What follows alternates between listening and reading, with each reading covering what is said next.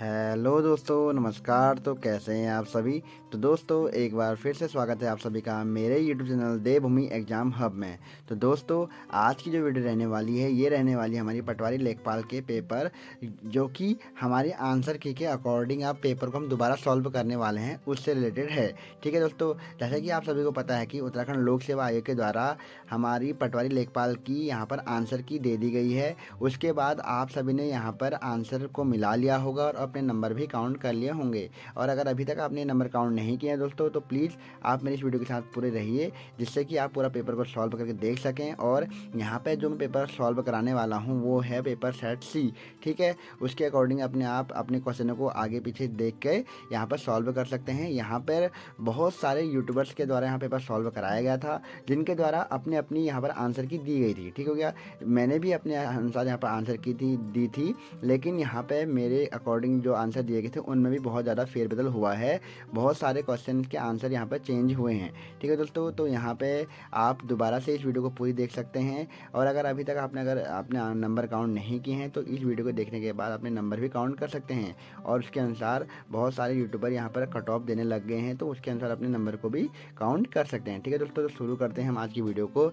और ये हमारा कौन सा पेपर है, पटवारी लेखपाल का पेपर है, जो 12 फरवरी को हुआ था। अब ये सॉल्व करा रहा हूँ मैं आंसर की के अकॉर्डिंग। ठीक है दोस्तों, तो शुरू करते हैं आज के पेपर को।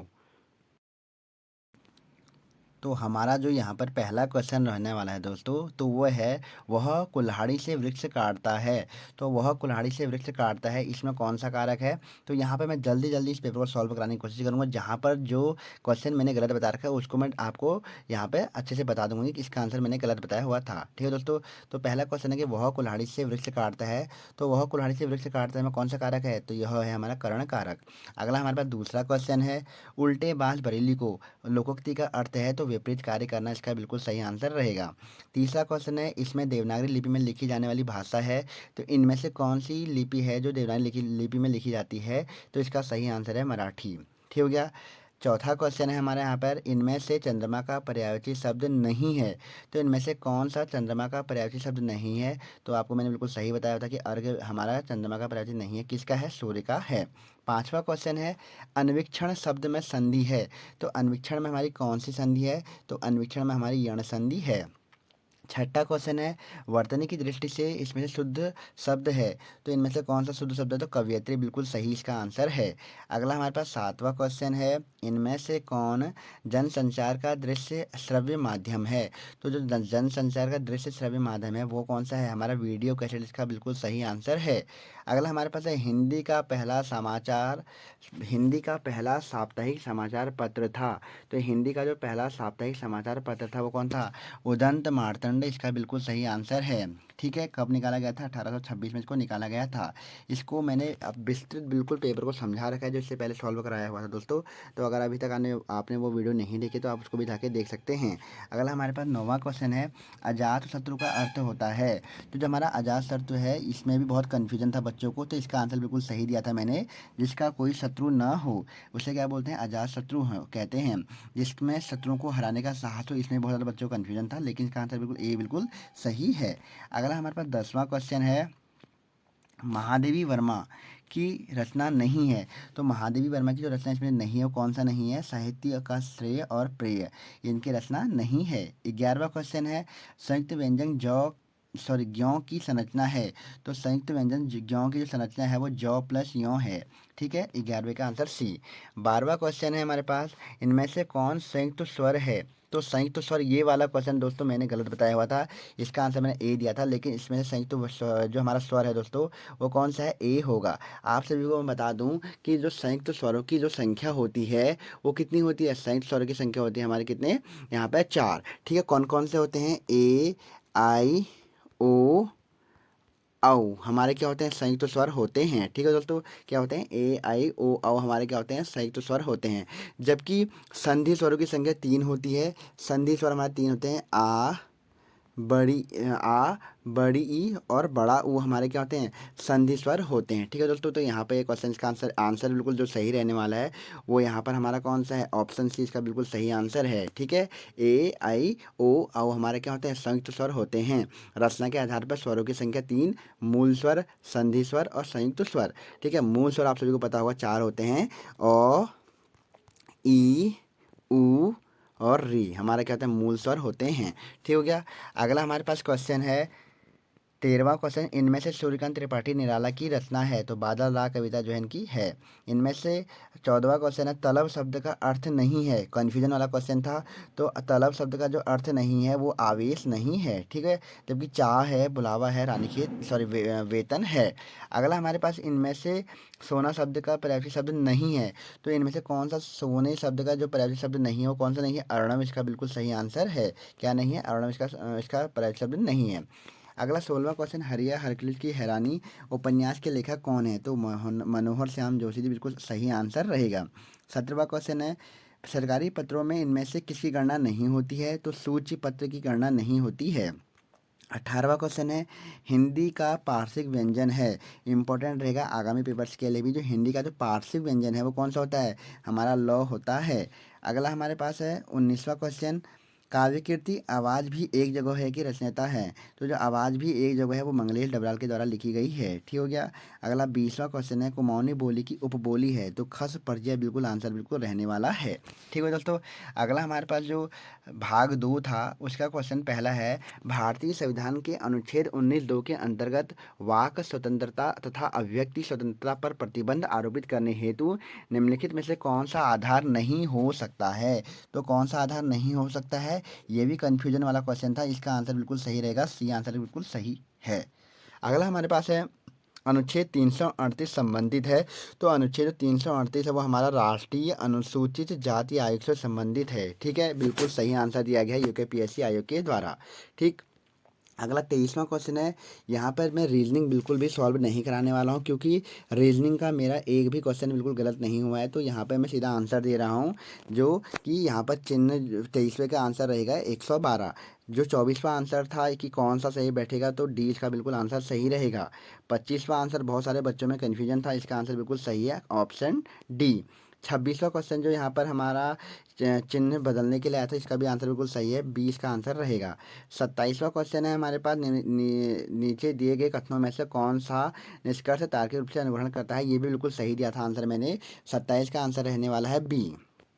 ठीक है। 28वां क्वेश्चन, निम्नलिखित में से किसने राज्य के नीति निर्देशक तत्वों को सामाजिक क्रांति लाने का निर्णायक राजनीतिक संवैधानिक साधन माना है, तो ये क्वेश्चन का आंसर मैंने उस समय भी क्या बोलते हैं बताया था, तो बिल्कुल सही रहेगा। जो हमारा इसका आंसर रहेगा वो रहेगा ग्रेविन ऑस्टिन। ठीक हो गया। इन्होंने ही क्या कहा था, जो हमारे डीपीएसपी हैं इनको सामाजिक क्रांति लाने का निर्णायक राजनीतिक साधन माना था। ठीक है दोस्तों, तो इसका आंसर बिल्कुल सही दिया गया है, यूकेपीएससी आयोग के द्वारा इसका आंसर बिल्कुल सही दिया गया है, और आंसर दिया गया है ग्रेनविल ऑस्टिन।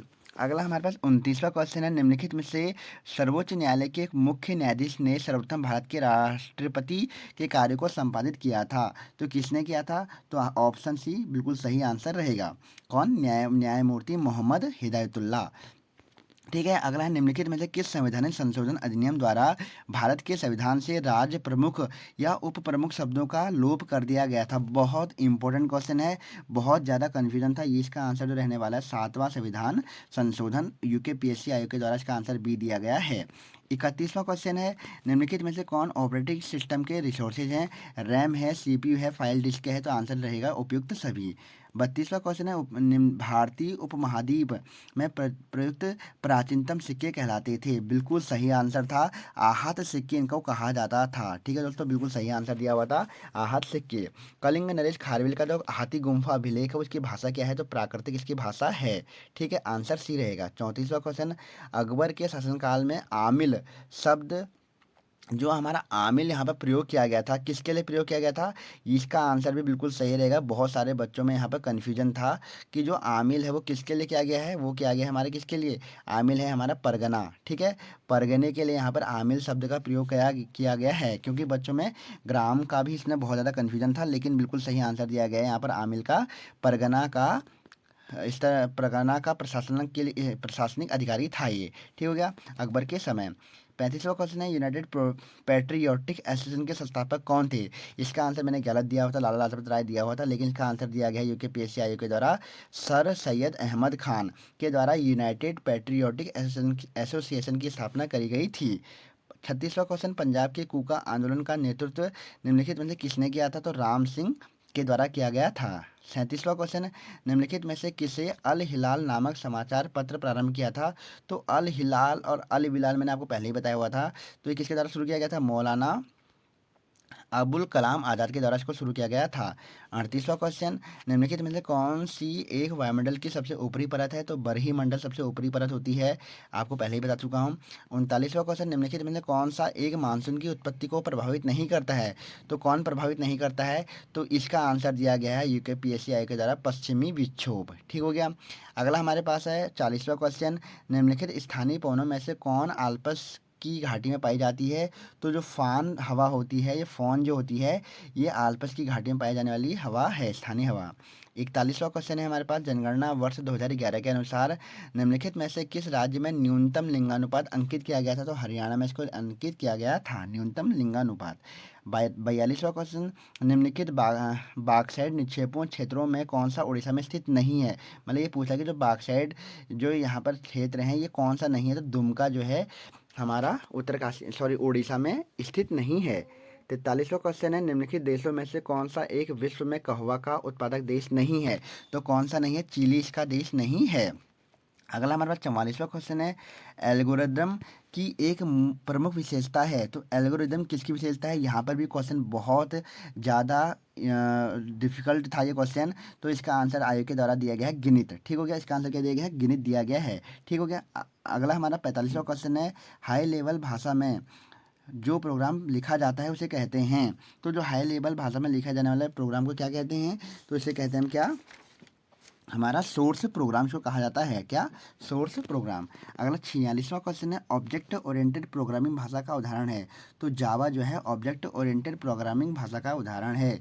अगला हमारे पास 47वां क्वेश्चन है, अटल वयो अभ्युदय योजना संबंधित है वरिष्ठ नागरिकों से। Option C. 48वां क्वेश्चन, कोविड महामारी के हालातों में भारत में कौन सा क्षेत्र सबसे कम प्रभावित हुआ था और सकारात्मक वृद्धि भी देखी गई थी? तो कृषि के क्षेत्र में इसको देखा गया था। 49वां क्वेश्चन है हमारे पास, निम्नलिखित में से कौन गणतंत्र दिवस 2023 का मुख्य अतिथि है? तो 2023 जो गणतंत्र दिवस हुआ था उसके जो मुख्य अतिथि थे वो कौन थे? अब्दुल फतेह अल सीसी जी थे। 50वां क्वेश्चन है, निम्नलिखित में से किस राज्य या केंद्र शासित प्रदेश में सामाजिक उन्नति सूचकांक 2022 में सर्वोच्च अंक प्राप्ति किए हैं? तो पुडुचेरी में किए गए, पुडुचेरी में सर्वोच्च अंक प्राप्ति किए थे। आंसर बिल्कुल सही दिया गया था। 51वां क्वेश्चन है, निम्नलिखित में से कौन सी टीमें फीफा वर्ल्ड कप 2022 के फाइनल में पहुंची थी? तो फ्रांस और अर्जेंटीना पहुंची थी। 52वां क्वेश्चन, निम्नलिखित में से किस खेल से मौजूदा ओलंपिक चैंपियन नीरज चोपड़ा का संबंध है? तो भाला फेंक से इनका संबंध है। 53वां क्वेश्चन, जगदीप धनखड़ निम्नलिखित में से किस नेता को हराकर 14वें उपराष्ट्रपति निर्वाचित हुए थे? तो जो हमारे 14वें उपराष्ट्रपति हैं जगदीप धनखड़ जी, इनके खिलाफ कौन उठी थी? मार्गारेट आल्वा जी उठी थी। 54वां क्वेश्चन है हमारा, प्रधानमंत्री ने निम्नलिखित में से किस स्थान पर 26वां राष्ट्रीय युवा महोत्सव का उद्घाटन किया है? हुबली। इसका आंसर क्या रहने वाला है? हुबली, कर्नाटक में। 55वां क्वेश्चन है, पशु रोग लंपी का पहला मामला भारत के किस राज्य में दर्ज हुआ था? ये क्वेश्चन भी बहुत ज़्यादा कन्फ्यूजन था बच्चों में। इसका जो आंसर दिया गया है, लंपी रोग जो पशुओं से संबंधित है, इसका पहला मामला उड़ीसा में दर्ज किया गया था। ठीक है दोस्तों, तो यहाँ पे मैंने बंगाल आंसर दिया हुआ था, तो इसका सही आंसर है उड़ीसा। 56वां क्वेश्चन है, भारत में लोक लेखा समिति के मित्र दार्शनिक व पथ प्रदर्शक के रूप में निम्नलिखित में से कौन कार्य करती है? तो कौन करता है? हमारा भारत का नियंत्रक एवं महालेखा परीक्षा, जिसे हम बोलते हैं कैग। ठीक है, किसमें है? 148 से 148 में इसका वर्णन किया गया है। अगला हमारे पास 57वां क्वेश्चन है, निम्नलिखित में से किस वाद में यह निर्णय किया गया था कि प्रस्तावना भारतीय संविधान का भाग नहीं है? तो कौन सा विवाद इसके लिए इम्पोर्टेंट था? तो वो था हमारा कौन सा? बेरुबाकी यूनियन ईरी विवाद। ठीक, कौन सा? बेरुबाकी एरियन ईरी विवाद। ठीक है, 57वें का आंसर सही रहेगा। यहाँ पर 58वां क्वेश्चन रहने वाला है, भारत में खाद्य प्रसंस्करण उद्योग में कितने प्रतिशत विदेशी निवेश ऑटोमेटिक रूट के अंतर्गत किया जा सकता है? तो कितना क्या ऐसा? 100% का बिल्कुल सही आंसर रहने वाला है ऑप्शन बी।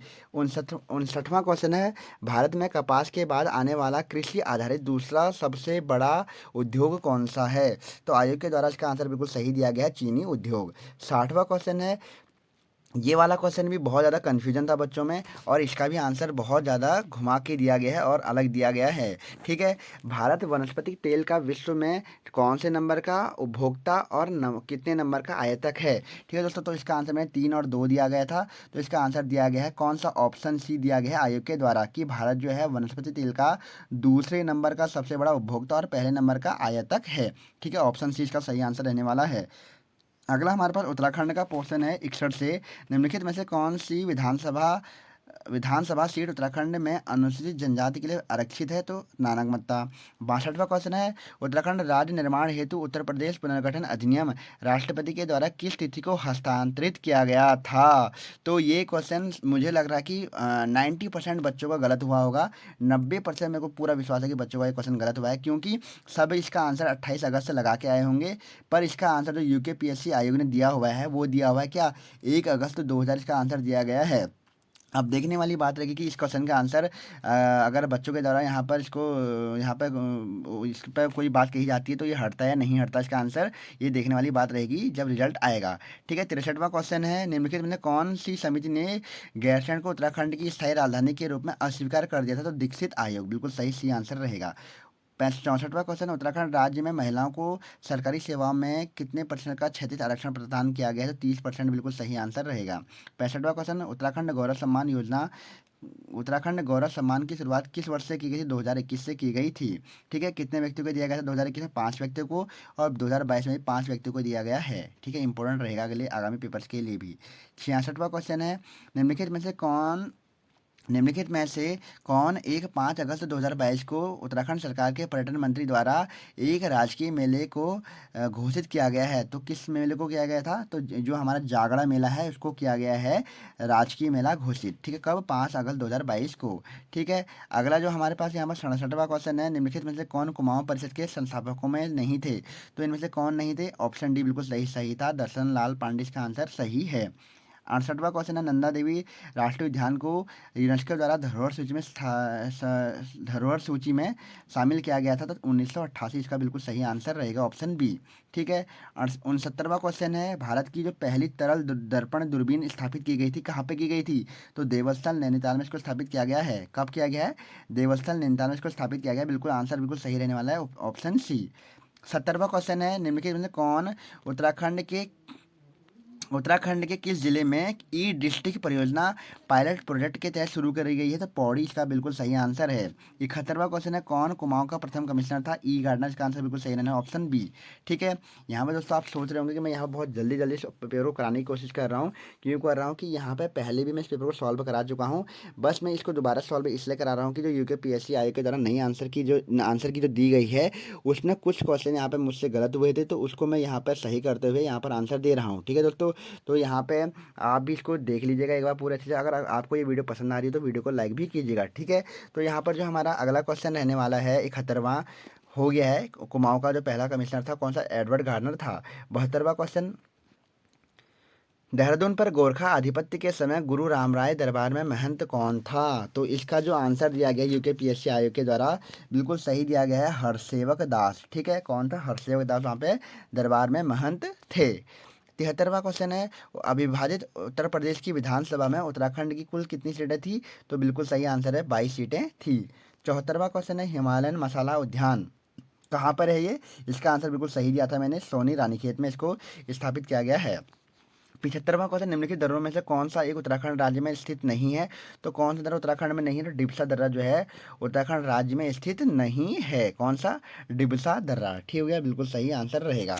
अगला हमारे पास नंदाकोट पर्वत की ऊंचाई कितनी है? तो नंदाकोट जो पर्वत की ऊंचाई है वो 6861 मीटर की है। कितनी है? 6861 मीटर की है। अगला क्वेश्चन है, कोटेश्वर गुफा उत्तराखंड के किस जिले में है? ये क्वेश्चन का आंसर भी जो दिया गया है यूकेपीएससी आयोग के द्वारा, ये दिया गया है कहाँ पर? रुद्रप्रयाग में है। ठीक है दोस्तों, ये क्वेश्चन क्योंकि ये भी विवादित क्वेश्चन था, क्योंकि जो कोटेश्वर गुफा है ये भी 2 जगह फैली हुई है। ठीक हो गया, पिथौरागढ़ और रुद्रप्रयाग में, तो इसका आंसर रुद्रप्रयाग दिया गया है। 78वां क्वेश्चन, निम्नलिखित में से किस जनपद में दूनागिरी पर्वत स्थित है? तो दूनागिरी पर्वत चमोली जनपद में है। 69वां क्वेश्चन जो दिया गया है वो दिया गया निम्नलिखित में से सुमेलित नहीं है, मिलान करना है। तो इसका जो आंसर है गंगोत्री, गंगा का उद्गम बिल्कुल सही है। सतोपंथ बद्रीनाथ के पास है, बिल्कुल सही है। मिलम गंगोत्री के उत्तर में माणा में स्थित है, गलत है। भागीरथी खरक बद्रीनाथ के पास है, बिल्कुल सही है। तो इसका आंसर क्या रहेगा, जो मिलम ग्लेशियर है वो पिथौरागढ़ में है, ठीक हो गया। तो आंसर क्या रहने वाला, 79 का आंसर रहने वाला सी, ठीक हो गया। इसमें सुमेलित नहीं है। 80 क्वेश्चन है, निम्नलिखित वृक्षों में से कौन सा उत्तराखंड राज्य में नहीं पाया जाता है। तो कौन सा नहीं पाया था, भेंदी का जो वृक्ष होता है उत्तराखंड राज्य में नहीं पाया था, ऑप्शन बी। 81वां क्वेश्चन है, निम्नलिखित नदियों में से कौन एक रामगंगा की सहायक नदी नहीं है। ये भी हमारा क्वेश्चन बहुत ज़्यादा कन्फ्यूजन में था। तो कौन सी नदी जो है रामगंगा की सहायक नदी नहीं है, तो लिस्सर जो है रामगंगा की सहायक नदी नहीं है। 82वां क्वेश्चन है, कॉर्बेट नेशनल पार्क के संदर्भ में निम्नलिखित कथनों में से कौन सा सही है।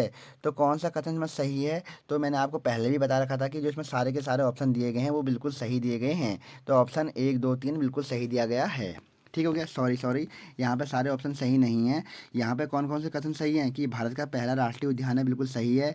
इसकी स्थापना 1936 में हुई थी, बिल्कुल सही है। इसका पूर्ववर्ती नाम हेली नेशनल पार्क है, बिल्कुल सही है। इसका कुल क्षेत्रफल 826 वर्ग किलोमीटर है, ये बिल्कुल गलत दिया गया है। क्योंकि इसका क्षेत्रफल कितना है, 520.82 वर्ग किलोमीटर में फैला हुआ है हमारा कौन, कॉर्बेट नेशनल पार्क है, ठीक है। किन दो जिलों में फैला हुआ है, नैनीताल और अगर बात करें पिथौरा, पौड़ी, पौड़ी जो हमारा जिला है इसमें फैला है हमारा कौन, यहाँ पर कॉर्बेट नेशनल पार्क। अगला हमारे पास 83 क्वेश्चन है, कौन सा दर्रा उत्तराखंड में दारमा और व्यास घाटी को जोड़ता है। तो दारमा और व्यास घाटी को जोड़ने वाला दर्रा कौन सा, शिमला दर्रा है, ठीक है। 84वां क्वेश्चन है, मोजो ट्रॉपिक्स पेलिटा पटवा के संदर्भ में निम्नलिखित में से कथनों को देखिए। तो क्वेश्चन ये वाला भी बहुत ज़्यादा कन्फ्यूजन वाला क्वेश्चन था, ठीक है दोस्तों। तो यहाँ पे जो ये मीजोट्रॉपिक्स पेलिटा है पटवा के संदर्भ में निम्नलिखित कौन सा कथन सही है, ठीक हो गया। ये नीलगिरी का स्थानिक है, ये बिल्कुल क्वेश्चन गलत दिया गया था। ये IUCN की रेड डाटा सूची में क्रांति के संकटाग्रस्त के रूप में सूचीबद्ध है, बिल्कुल सही है। यह प्रजाति वन कटाव, आवास विखंडन और वनाग्नि के कारण खतरे में है, बिल्कुल सही है। तो केवल 2 और 3 इसके आंसर बिल्कुल सही दिए गए हैं।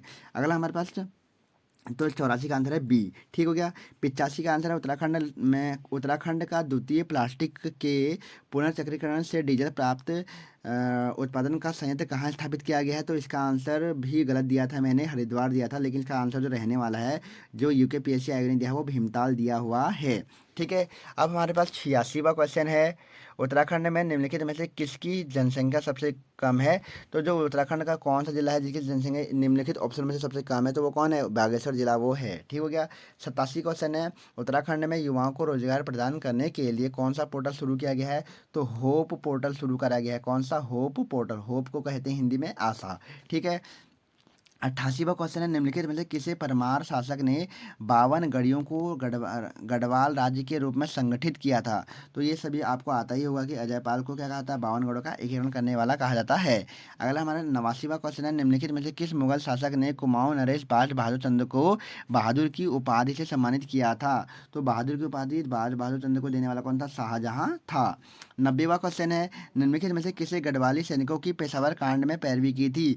तो पेशावर कांड में पैरवी करने वाला गढ़वाली सैनिकों कौन था, वे थे हमारे कौन, मुकुंदी लाल के द्वारा की गई थी क्या, गढ़वाली सैनिकों की पैरवी, ठीक हो गया। अगला हमारे पास 91वां क्वेश्चन है, निम्नलिखित में से कौन सा युग्म सम्मिलित है।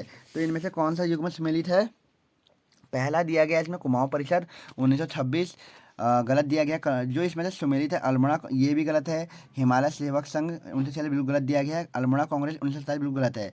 जो गढ़वाल जागृत संस्था है 1939 में बनी थी, बिल्कुल सही आंसर दिया गया है। 92वां क्वेश्चन है, मानस खंड में निम्नलिखित में से किसे राम क्षेत्र कहा गया है।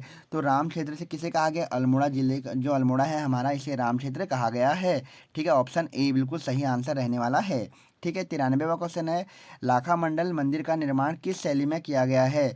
तो ये क्वेश्चन भी बहुत क्या बोलते हैं, विवादित था।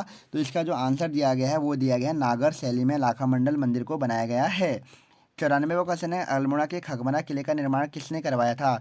तो अल्मोड़ा का जो खगमना किला का निर्माण करवाया था वो किसने करवाया था, भीष्मचंद्र के द्वारा कराया गया था। ऑप्शन ए बिल्कुल सही दिया गया है, ठीक है। 95वां क्वेश्चन है, गढ़वाल के किस पवार नरेश ने सुलेमान सिखों को शरण दी थी। तो गढ़वाल का जो पृथ्वीपति शाह था, ऑप्शन ए बिल्कुल सही दिया गया है, इनके द्वारा की गई थी। सुलेमान सिखों को शरण दी गई थी। 96वां क्वेश्चन, चंद काल में नकद के बदले में लिया जाने वाला अनाज। ये क्वेश्चन बहुत सारे के द्वारा गलत किया गया होगा, क्योंकि जो ये क्वेश्चन दिया गया है ये नकद के बदले अनाज के बारे में पूछा गया है। तो इसका आंसर जो बिल्कुल सही था, कूत मैंने दिया हुआ था, ये बिल्कुल सही है। क्योंकि यहाँ पर कुछ बच्चों को शिरती इसका आंसर लग रहा होगा। क्यों लग रहा होगा? क्योंकि आप सभी को बता दूं कि शिरती एक प्रकार का नकद कर था। ठीक है, नकद क्या था? एक कर था। लेकिन ये पूछ रहा है कि नकद के बदले अनाज, तो वो क्या है? कूत है। ठीक है, नकद कर था, भुट्टों पर लगाया गया कर था शिरती। ठीक हो गया, तो इसका आंसर डी दिया गया, यूके पीएससी आयोग के द्वारा बिल्कुल सही दिया गया है। ठीक है, 97वां क्वेश्चन है, निम्नलिखित में से किस गढ़वाल नरेश ने तिब्बत पर 3 बार आक्रमण किया था? तो महपति शाह ने इस पर आक्रमण किया था 3 बार। ठीक हो गया, ऑप्शन बी। 98वां क्वेश्चन है, राष्ट्रीय स्वच्छ वायु योजना के अंतर्गत उत्तराखंड के कितने शहर कस्बे शामिल किए गए हैं? तो ये क्वेश्चन भी बहुत कन्फ्यूजन वाला था। तो इसमें कितने कस्बे शामिल किए गए हैं? तो 3 कस्बे यहाँ पर शामिल किए गए हैं। 98 का आंसर जो यूके पीएससी आयोग के द्वारा दिया गया है। ठीक है, यूके पीएससी आयोग ने इसका आंसर दिया, वो 3 दिया हुआ है। ठीक, 99वां क्वेश्चन है, नीति आयोग द्वारा जारी सतत विकास सूचकांक 2020-21 में उत्तराखंड का स्थान है। तो यहाँ पर ये वाला क्वेश्चन ही बहुत ज़्यादा कन्फ्यूजन था, क्योंकि जो नीति आयोग द्वारा जारी सतत विकास सूचकांक है, इसमें यूके पीएससी आयोग के द्वारा आंसर दिया गया है 7वां। ठीक है, 99 का आंसर दिया गया है ए। और 100वां क्वेश्चन है, फिर उत्तराखंड अर्थव्यवस्था में कौन सा राजस्व का मुख्य स्रोत नहीं है?